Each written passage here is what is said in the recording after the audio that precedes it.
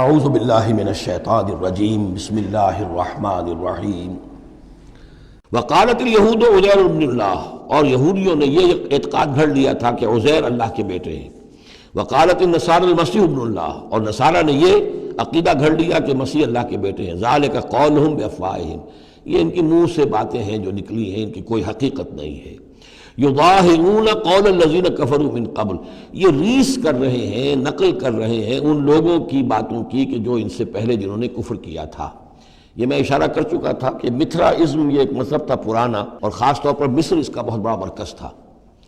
تو جب یہ سینٹ پال نے جب تبلیغ شروع کی ہے عیسائیت کی، اور وہ وہاں سے پھر بات جو ہے آگے بڑھی ہے، اور جینٹائلز کے اندر بھی تبلیغ اس نے شروع کی، تو اس نے پھر اپنے مذہب میں ایسے اعتقادات شامل کر لیے کہ یہ جو دوسرے مذہب کے لوگ ہیں وہ آسانی سے ہمارے اس مذہب میں عیسائیت میں آ جائیں۔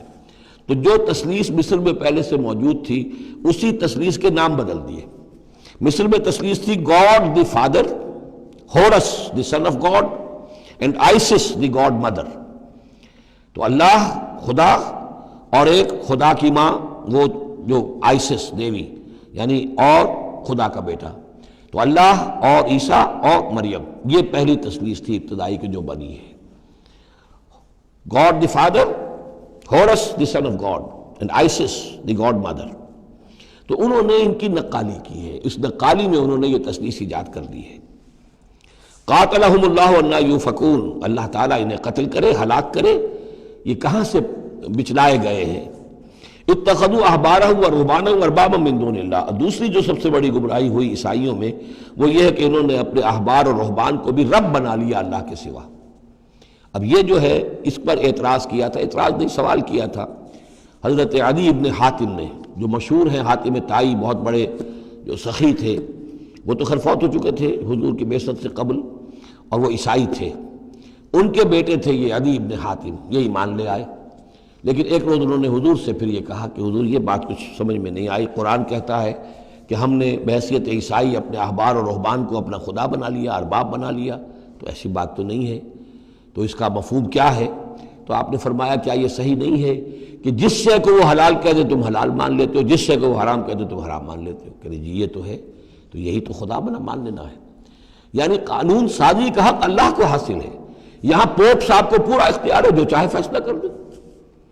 تو 2000 سال تک تو حضرت مسیح کو سولی دینے کا الزام یہودیوں پر رہا، اب آ کر اچانک انہوں نے ایک ڈیکری، ایک فرمان کے ذریعے سے بری کر دیا۔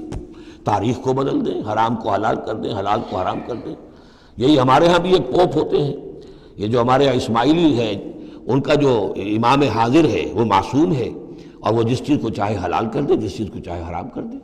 انہوں نے بھی شریعت ساخت کی ہوئی ہے، اسماعیلیوں پر شریعت نہیں ہے۔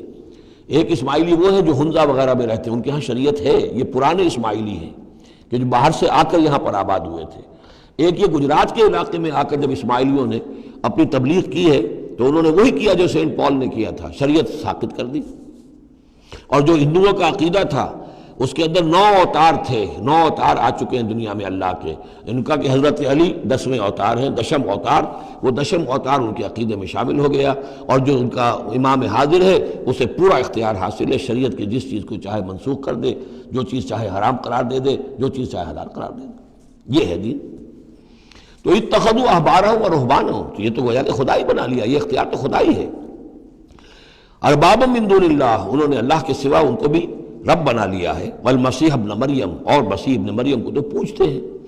وما امروا الا لیعبدوا الہا واحدا، انہیں نہیں حکم دیا گیا تھا مگر اس بات کا کہ وہ پوجے صرف ایک الہ کو، لا الہ الا ہوا، نہیں ہے کوئی معبود اس کے سوا، سبحانہ عما یشرکون، وہ پاک ہے اس سے کہ جو شرک یہ کر رہے ہیں۔